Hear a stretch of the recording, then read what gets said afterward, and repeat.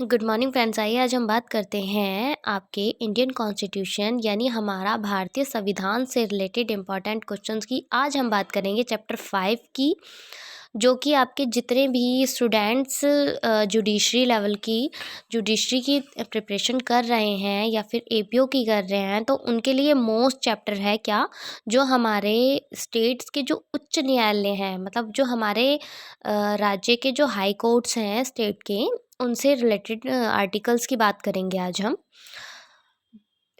ये टोटली आपके 21 आर्टिकल्स हैं हाई कोर्ट से रिलेटेड, बट हम आज बात करेंगे 11 आर्टिकल्स की। ओके, आर्टिकल 214 यानी 214 क्या कहता है, 214 क्या कहता है, राज्यों के लिए उच्च न्यायालय, हाई कोर्ट्स ऑफ स्टेट्स। और 215 टू 15 क्या कहता है, 215 क्या कहता है, उच्च न्यायालयों का अभिलेख न्यायालय होना। कि देखिए भाई, जो आपके हाई कोर्ट्स होते हैं वो अभिलेख न्यायालय किस तरीके से होते हैं भाई, उनमें इसलिए होते हैं क्योंकि जो हमारे अभिलेख होते हैं, रिटन डॉक्यूमेंट्स होते हैं, उनको सेफली रखा जाता है। और जो जितनी भी कार्यवाही प्रोसीजर होता है तो वो रिटन होता है आपका, है ना, रिटन वे में होता है। ओरल होने के साथ साथ भाई गवाही वगैरह तो ये ओरल एविडेंस माने जाते हैं कि हाँ भाई मौखिक साक्ष्य होते हैं। बट जो पिटीशन वगैरह केस दायर करना होता है तो वो क्या होता है, हमारा रिटन स्टेटमेंट ही होता है हमारा, है ना। High courts to be courts to record. 216 क्या कहता है आपका, 216 उच्च न्यायालयों का गठन। अब बात आ गई आपके उच्च न्यायालयों के गठन की, constitution of a high court. Article 217 क्या कहता है, उच्च न्यायालय के न्यायाधीश की नियुक्ति व उसके पद की शर्तें। जो हमारे हाई कोर्ट के जजेस होते हैं उनकी जो अपॉइंटमेंट होती हैं, नियुक्ति होती है, वह उसकी उनके पदों की जो शर्तें होती हैं, क्या क्या कंडीशंस होती हैं, वो आपको डिफाइन की गई 217 में। आर्टिकल 218 क्या कहता है, सुप्रीम कोर्ट से रिलेटेड कुछ उपबंधों का उच्च न्यायालयों को लागू होना। Application of a certain provisional relating to Supreme Court to High Court. कि भाई देखिए, जो हमारी सुप्रीम कोर्ट होते हैं, उच्चतम न्यायालय होते हैं, उनसे रिलेटेड जो उपबंध होते हैं उनको उच्च न्यायालयों को लागू होना।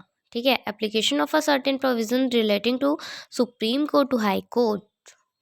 219 क्या कहता है, आर्टिकल 219 क्या कहता है, उच्च न्यायालयों के न्यायाधीशों द्वारा शपथ या प्रतिज्ञा। तो देखिए, मोस्ट इम्पॉर्टेंट आर्टिकल है आपका कि भाई जो हमारे हाई कोर्ट के जजेस होते हैं तो वो शपथ लेते हैं, जिस तरीके से हमारे राष्ट्रपति लेते हैं शपथ, प्रधानमंत्री लेते हैं, उसी तरीके से हमारे जो जजेस होते हैं उनको भी क्या होता है, शपथ दिलवाई जाती है। तो आर्टिकल किसके अकॉर्डिंग, आर्टिकल 219 के अकॉर्डिंग।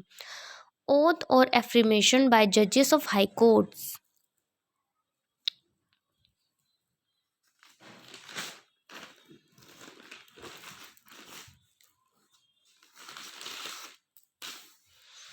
आर्टिकल 220 क्या कहता है, स्थायी न्यायाधीश रहने के पश्चात विधि व्यवसाय पर निर्बंधन। जो स्थायी न्यायाधीश होते हैं तो रहने के लिए पश्चात विधि व्यवसाय पर निर्बंधन, restriction on practice after being a permanent जजेस। भाई देखिए, इसमें भी क्या होता है, ये स्थायी न्यायाधीश होते हैं, वो रहने के पश्चात भी विधि व्यवसाय पर निर्बंधन कर सकते हैं। ठीक है, रेस्ट्रिक्शन कर सकते हैं, restriction on practice after being a permanent जज। इसका मतलब हम सिंपल वे में ये ले लेते हैं कि भाई काफ़ी बार क्या होता है कि जो जजेस होते हैं, ठीक है, तो उनको जो एक्सपीरियंस जजेस होते हैं, तो एक पोस्ट तो होती है आपकी एचजीएस, तो 7 इयर्स की जो प्रैक्टिस होती है, एडवोकेसी होती है, उसके करने के बाद एक एग्ज़ाम क्लियर के बाद एचजीएस बनते हैं जजेस। ठीक उसी तरीके से जो एचजीएस होते हैं या फिर जो बहुत ही नॉलेजेबल जजेस होते हैं, तो उनको क्या किया जाता है, जब वो रिटायर्ड हो जाते हैं तो उनको लोक अदालतों का जिम्मा दे दिया जाता है कि भाई आपको लोक अदालतों को अच्छे से संभालना है, चलाना है, मतलब डिसीज़न जो करने हैं। तो वो हमेशा फ्रेशर जज को ना लेकर जो एक्सपीरियंस्ड होते हैं, रिटायर हो जाते हैं, उनको लिया जाता है। तो बात वही आ रही है यहाँ पर कि स्थायी न्यायाधीश रहने के पश्चात, देखिए गौर कीजिएगा कि ये स्थायी न्यायाधीश रहने के बाद की बात हो रही है कि पश्चात। तो यहीं से हम समझ जाएंगे कि हाँ भाई क्या बात हो रही है 220 के अकॉर्डिंग। अस्थायी न्यायाधीश रहने के पश्चात विधि व्यवसाय पर निर्बंधन। ठीक है।